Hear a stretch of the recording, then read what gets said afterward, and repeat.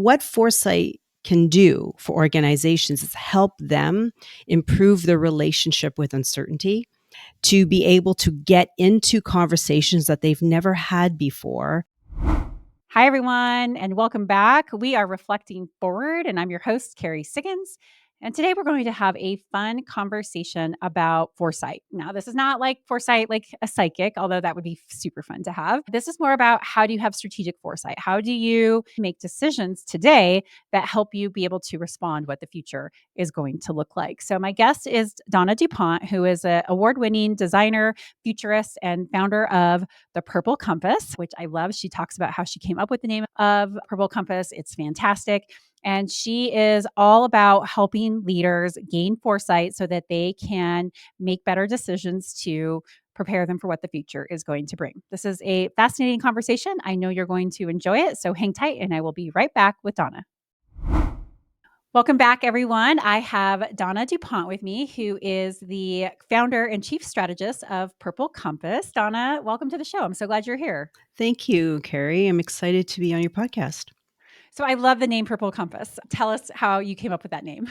Early on, when I started this journey of foresight, I didn't think I would jump right into consulting. I thought I would just ease into the field very gradually, but I had an opportunity. And so I jumped in very quickly to help out other organizations that were wanting to embrace foresight and design. But in the background, I had always thought about, what does it mean to me? What kind of work do I want to do? How do I want to support leaders and organizations? And there were certain words that kept coming up in terms of I'm helping them navigate through a lot of the complexity, the uncertainty that tends to have people really confused, or it keeps them just not able to make decisions. I'm also wanting to be a guide. And so for me, I thought, okay, so there's navigation, there's guiding. And then for me, color. I love colors and the power of colors and symbols and how it makes you feel. So for me, that whole journey of moving through disruption, moving through turbulence towards a vision of transformation very much aligns with that color purple, which is all about change and transformation. So that's how it started with Purple Compass. It's the North Star towards change and transformation. And that's been my guiding set of values and principles for the work that I've been doing for the last 7 years. I love the name. Purple's my favorite color. It is such a transformative color. So I was just really curious when I saw the name of your company, where that came from. Thank you for sharing that. Now, tell us a little bit about what it means to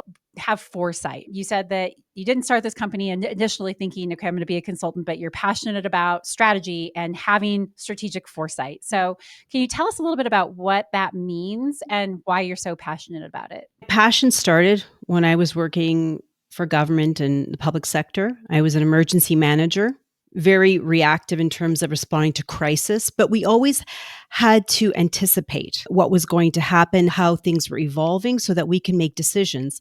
Our time frame was very short, 24 hours or maybe 48 hours. But this idea of anticipation was really powerful to me. And I thought, if we can do this in short time horizons, what if we can understand in a longer time horizon, we could make such powerful decisions regarding the future. We could have more insight in where to invest, where we need to build, what we want to shape. And that was the whole start of the conversation. I didn't know foresight existed at the time, but I had this idea of how can I acquire this set of skills? And a lot of conversations led me to learning about foresight. There's a lot of misunderstandings around the world of foresight and futures thinking. And a lot of times people think, because I also am technically part of the Association of Professional Futurists, that they think I can predict the future. They think foresight is forecasting. And this is a common misunderstanding all the time. And I always have to explain the difference. Forecasting is all about understanding the past and having evidence or information to then project forward. But typically forecasting is based on information and stable parameters of change. But foresight is different. Foresight is all about understanding what's changing in the environment and how things are evolving. And it's all about uncertainty. And so you want to understand the evolution of things so that you know that where you need to move or pivot going forward, if it's strategically or if you want to shape new opportunities. So it's a different way of understanding the future, and there's a lot more agency. It asks questions about how do you want to shape the future? What actions do you want to take? And so it's a very empowering type of practice. Especially because I do think a lot of people think not just about forecasting, but about being psychic, Yeah. being able to tell what the future is. And it reminds me of a practice that I do. And I would love to hear your take on this, but around future priming, trying to imagine what the future is going to look like, different scenarios. And then you start to see patterns that could help you say, oh, that's happening. Or, oh, what I thought might happen isn't happening because I'm seeing a different pattern. So I always do a future priming exercise every year as part of my prepping for the incoming year and looking at what did I get right and what did I get wrong. So maybe you could talk a little bit about how leaders can gain more foresight. How do they practice that foresight? So I love your exercise because that is a very important part of foresight and futures work. For those leaders that want to strengthen their anticipatory thinking skills, it really starts with paying attention to what's changing in the environment and starting to understand not just trends, but more of the subtle changes in terms of what are new things that are emerging that we haven't seen before. What are step changes in the system, whether it's new innovations or new policies, new ways of doing things that we've never experienced before, and starting to ask questions about how is this pattern evolving? How can this intersect with other things that are emerging in the system, and asking what if questions. So it can look like scenarios. Typically, when I work with clients, we do a lot of systems work to understand not just the trends, but what's emerging. So we call it a bit of a horizon scan across different dimensions. But then you're engaging in strategic conversations about parts of the system where you don't have much knowledge, there's uncertainty, and you want to engage in conversations to provoke dialogue so that you can get some new insight into those areas. And if you're doing them across a number of strategic areas, you can really gain new insights, and you can see perhaps different pieces of knowledge that holds true across multiple scenarios that can help you develop robust strategy. And that's really where you want to go when you're in situations of deep uncertainty about the future. You want to feel that the things we're going to invest in are robust and that they will work in multiple environments. You'll still have to be agile and adapt, but you want to know that the foundation and the idea is strong. So that's some of the thinking that a lot of executives are interested in. This so resonates with me. So in 2018, I got the feedback that people thought that I was changing my mind too much or chasing shiny objects, which I hate. I hate that terminology because it feels like so ditzy. But I can understand why they felt that way because I was 15 steps ahead of everyone and trying to anticipate what I thought the future was going to look like in our industry. And so while I was making decisions that got us there, sometimes the dots weren't connected. And so I needed to do a better job of that. So I wrote down what the future looks like. It's literally like the title of my document is what the future looks like. And I said, in 20 years, I think this is what the industry is going to look like. And here's not just how we fit into it, but here's how we drive it. And then every year I've gone back and I've updated it with decisions that we've made, what we got right, what we got wrong. And so we use this today. It is a guiding light to our overall strategy. And by having that document, it has really allowed us to make these big, bold moves. Yeah. I predicted that, okay, it's not like this was hard to predict in 2018, but water is a precious resource. We make industrial cleaning equipment that uses water. Mm-hmm. Labor is going to continue to be an issue. Nobody's going to want to do this work. Technology is going to have to supplement and help people.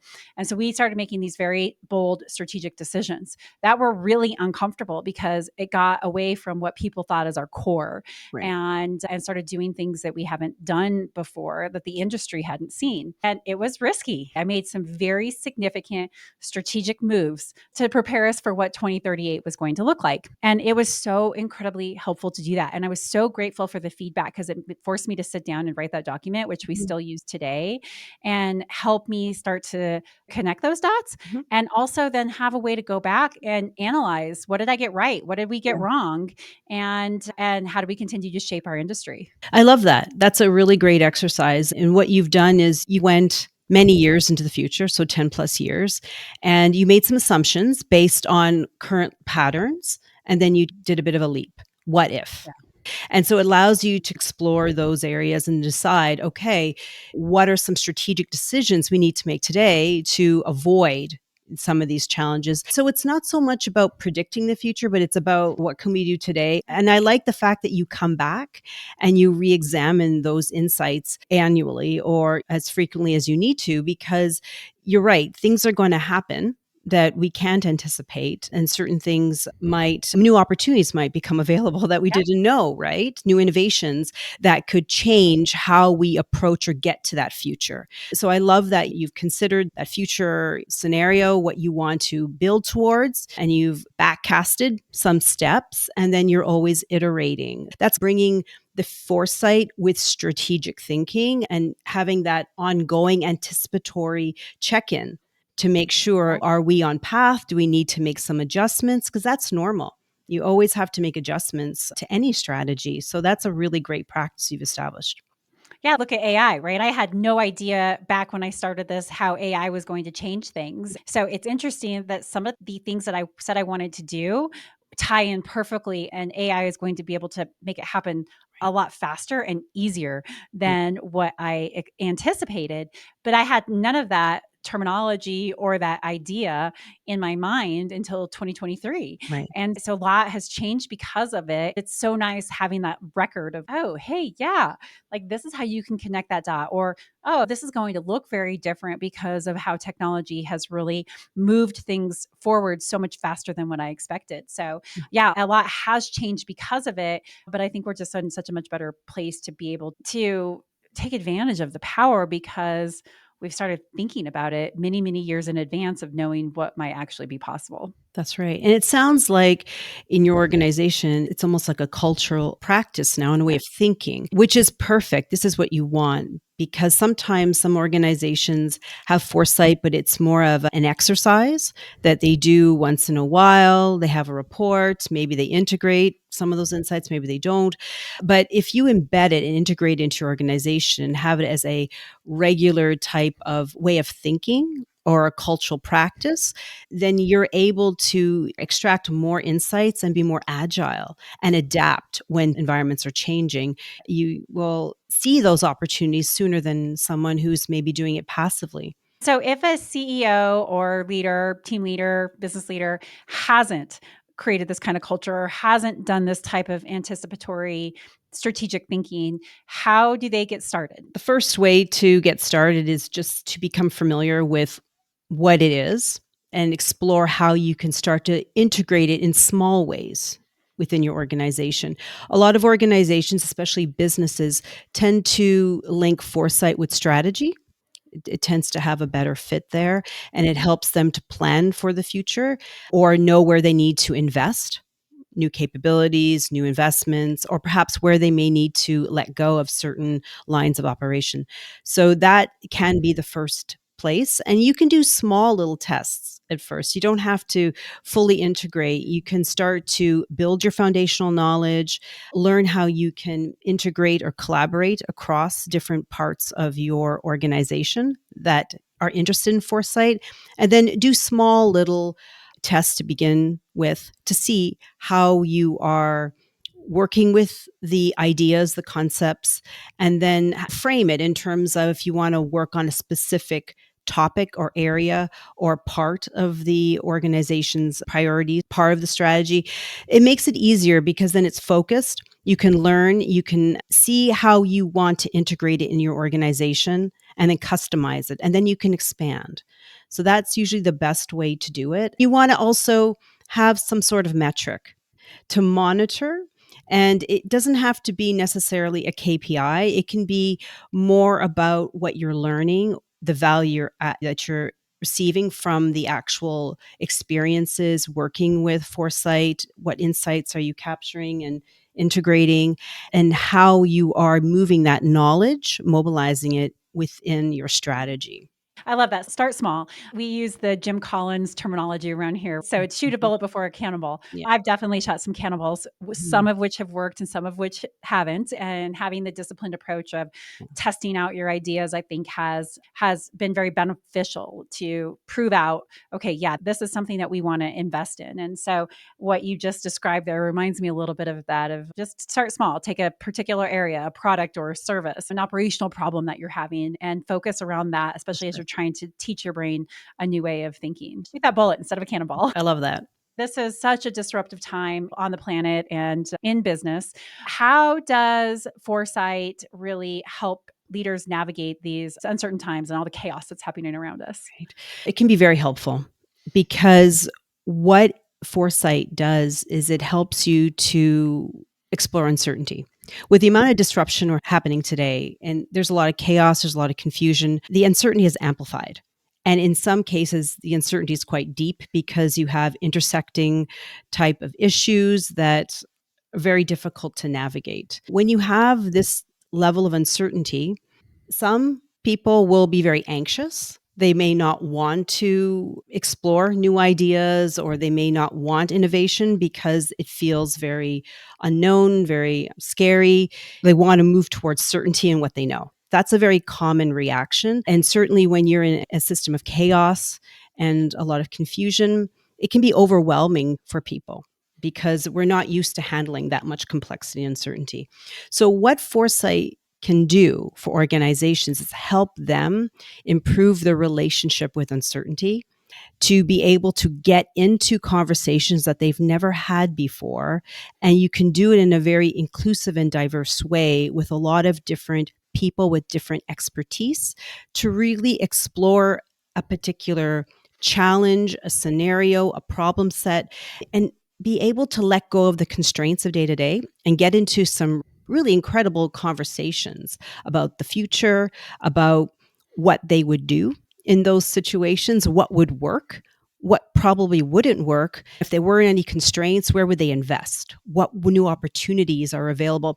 And when I see executives and different leaders get in those kind of conversations, their energy just goes up because all of a sudden they're entering into this free flow of ideas that they've hardly get opportunities to do with others. And the ideas and the insights that come out of these sessions, they're incredible.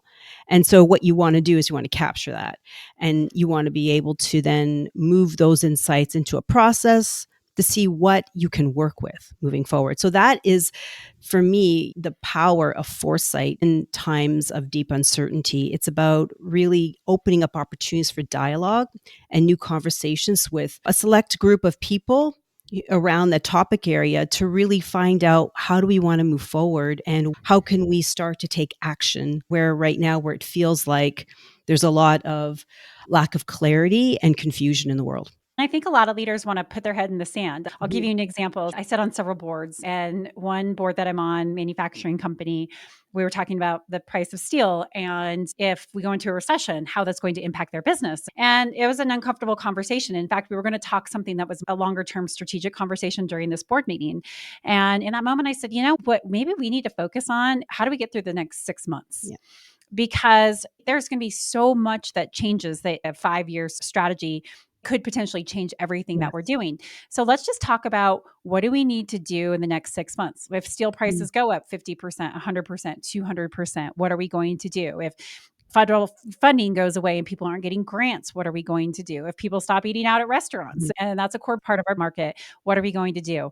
And so we had this very strategic conversation around that. And then we started putting tactics together Yeah. around, okay, right now, this is what we're going to focus on for the next 6 months.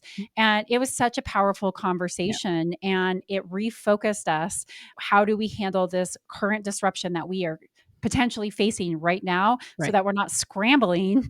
If these things happen, we already have a plan in place that we can begin to execute if steel prices go up, if this funding is lost, if we go into a recession, here's what we're going to do. And we made some anticipatory moves because of it, both in cost control and in how we were going to focus our sales efforts. And it was such an energizing conversation, even though it was Yeah. hard to talk about those problems. At the beginning, people would have just preferred to be like, we just don't know. Why are we going to talk about it? We'll just deal with it if it Yeah. happens.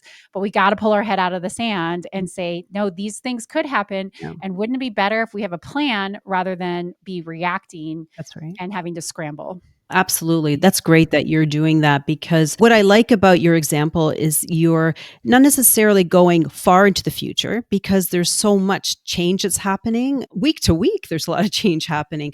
So you're moving from today in terms of what's happening today, disruption and those big challenge areas, and opening up dialogue and conversation around it, which is really important.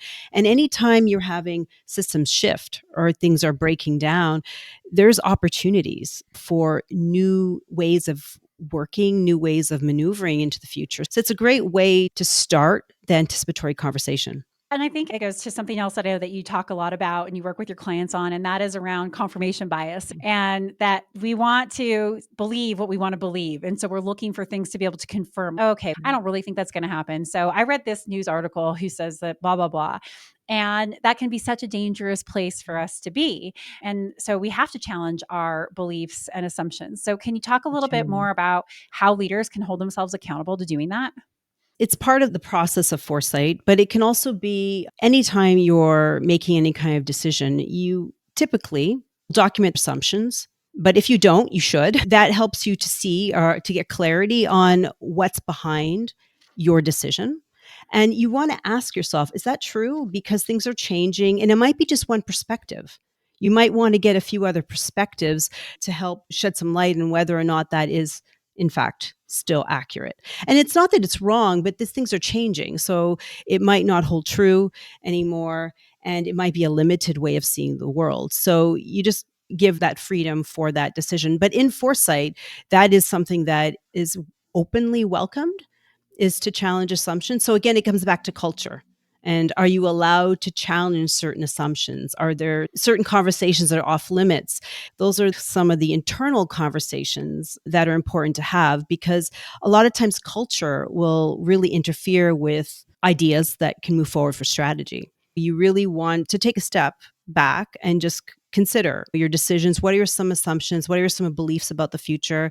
How inclusive is that vision, that belief, that ideal? And it doesn't hold true. When you allow for conversation, then you'll be pleasantly surprised what you learn. I wrote in my book, The Ownership Mindset, I have a whole chapter on don't believe everything you think. Right? Just because you think it does not make it true. True. And I love this conversation because I think a lot of leaders feel the pressure of being right, of having all the answers. And the reality is that we don't. No. And our answer to a problem is just one way to go about solving it. It doesn't mean it's the right way, the only way. It doesn't mean that it's the truth. The more that you can analyze your own thinking, that having that opposable mind Yeah. to question your thoughts, I think the more powerful not only thinker you can be, but leader you can be, because you're more willing to change your mind, which is a really important leadership trait. Like the ability to say, you know what, I used to think that, but now that I have this piece of information and I see this, Mm. I don't think that way anymore. I think Yeah. that's a really powerful thing, but it causes some discomfort. That's for sure. It does. So this is where the lens of how you are making decisions and how you're understanding the broader environment is so important. Because if you're operating from a very operational or status quo type of mindset of this is how it's always been in the past and this is how we operate in the future, maybe that will hold true in certain circumstances. But if you start to think about it from the 30,000-foot view and you're seeing the big picture, you're going to have a very different perspective of what's changing. And that could shift your decisions about what actions you choose to take moving forward.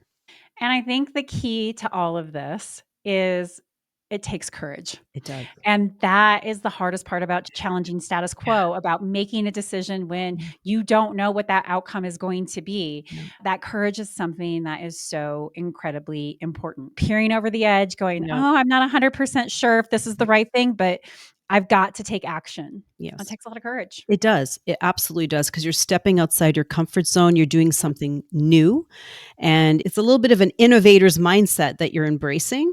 It can be exciting, but also it takes a lot of courage. But you can also de risk those types of activities, and you can take small steps, and you can become more aware of if you're interested in moving in a particular direction, whether it's in technology. You can just start small. Don't try to make big shifts all at once, but start small and start to build your knowledge and your intelligence and then scale. There's never been an act of courage without vulnerability, not that in any example that I can think Mhm. of. And I think that's the heart of it, Mm. and why starting small allows, I think, you to be more comfortable with having that vulnerability of, "Oh, I'm not really sure," shooting the bullet instead of the cannonball, because that is really fundamentally what comes down to having to make these decisions in times of uncertainty. It's knowing that it's a vulnerable place to be. Yeah, What if I get it wrong? that's right. What if I don't act and something happens? What if I do act and it's the wrong decision? That creates a really uncomfortable place of vulnerability. And to me, that's where the heart of courage really comes from. Is, are you willing to be vulnerable to say, I'm not 100% sure, but we're going to take it. We're going to de-risk it as much as we can, but Right. we're going to have to take the leap. You're absolutely right. It puts people in a vulnerable position where they're doing something new. But what you've said just reminded me of the importance of embracing a learning mindset. Yeah. You won't know it all. You're not going to get it perfect. That's okay.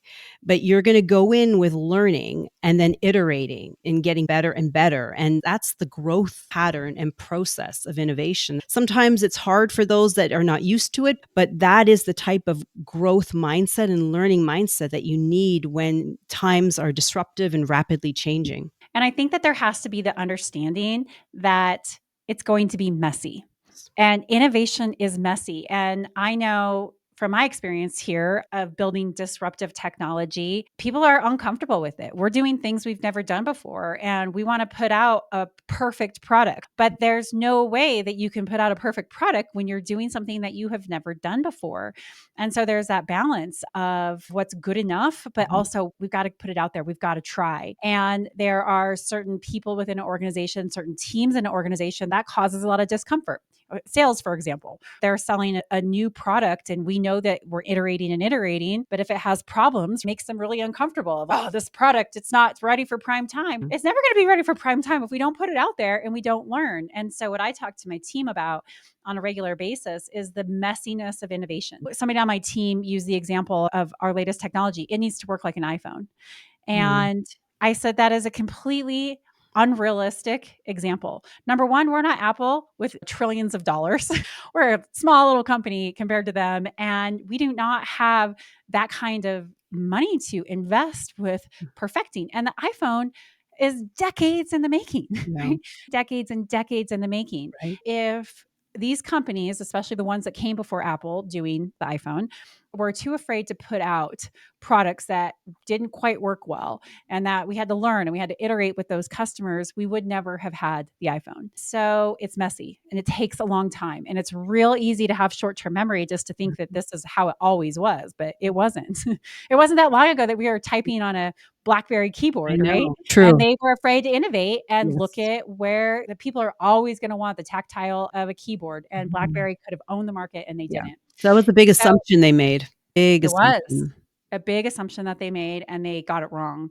And it was because they were uncomfortable with changing the way that they were anticipating what the future could look like. And so I try to remind my team with these examples of when we're in the discomfort and the messiness of innovation, but this is how companies come up with great technology. This is how they do great things. And we can't afraid to get a little bit dirty. You're absolutely right. And it's all about change, and change is not easy. And for someone like me who studied pretty much foresight is all about uncertainty and being comfortable in certainty. Even I've noticed myself with small things, and I like things I'm comfortable with and familiar with. And sometimes I have to force myself to step into the unknown and try something new. There's a learning curve, and I think it takes more energy and effort in the beginning, but once you understand it, then you're like, wow, it opens up a whole new realm of opportunity. Last question before I ask you my signature question. I think that this can feel overwhelming for people. All of the uncertainty that we're facing and literally things being changed hour by hour and not knowing how to be able to respond or to react and what the future looks like. And that can be very overwhelming for people and cause people to lose hope. But I know that you believe hope is such an important aspect of leadership and of disruption and foresight.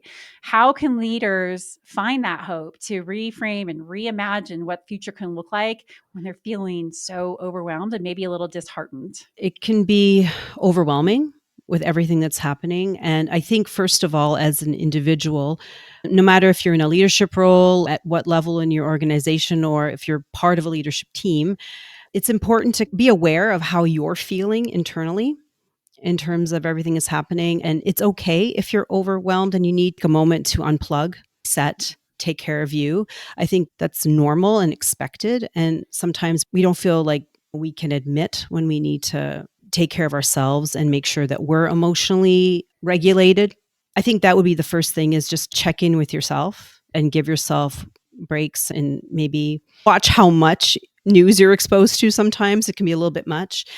So that would be my first step. And then the second would be to really come with a curiosity and a neutral mindset towards what's happening and try to observe. You can't take it all in because there's so much happening. So pick those one or two things that are really important to you and zoom in on that and really pay attention to what's shifting and connect in with those within your network so that you can exchange intelligence, knowledge, that kind of insight of how people are collectively seeing it, working together, and figuring out how maybe you could collaborate around those areas.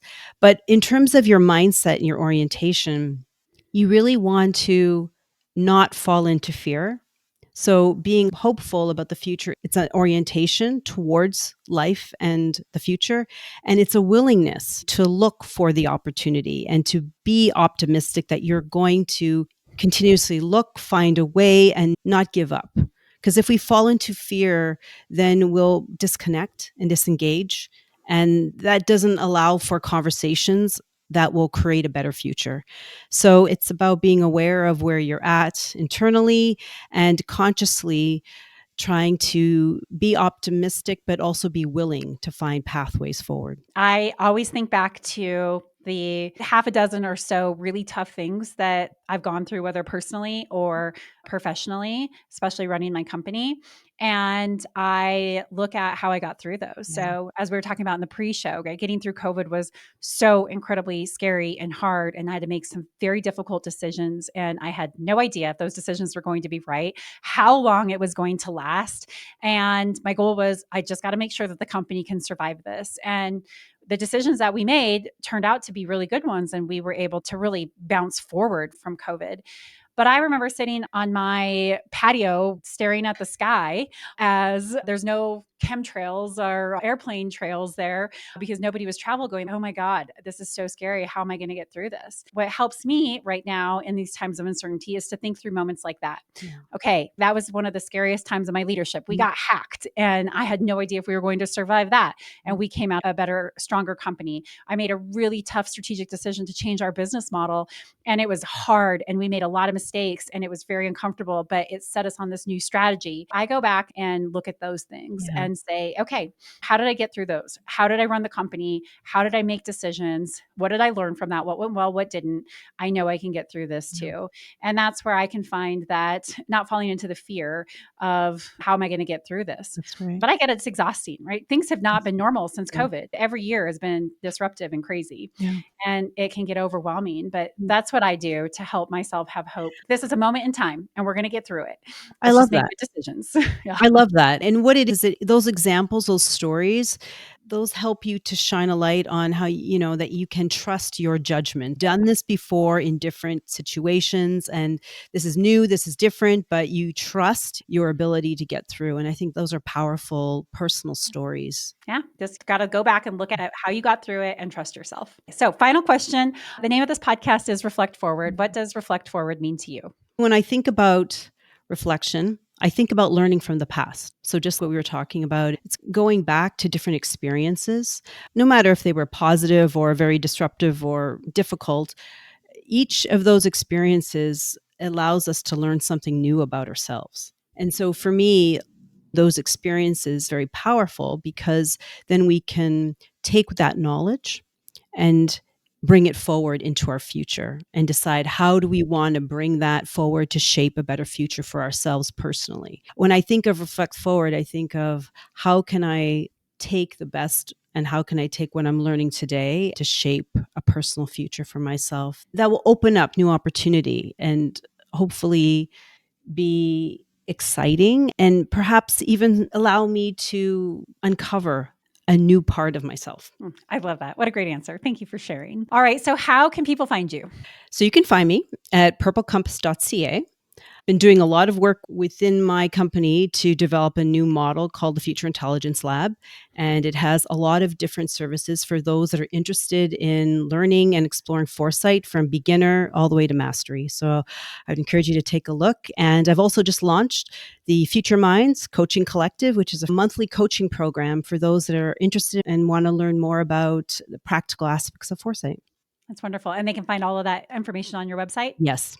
Perfect. I'll include all that in the show notes. And Donna, this has been such a great conversation. I could talk to you all day about foresight and strategy and growth mindset. It's been a lot of fun having this conversation. So thank you for coming on the show. Thank you, Kerry, for the invitation. I loved our conversation. Wonderful. All right, hang tight, everyone. I'll be right back.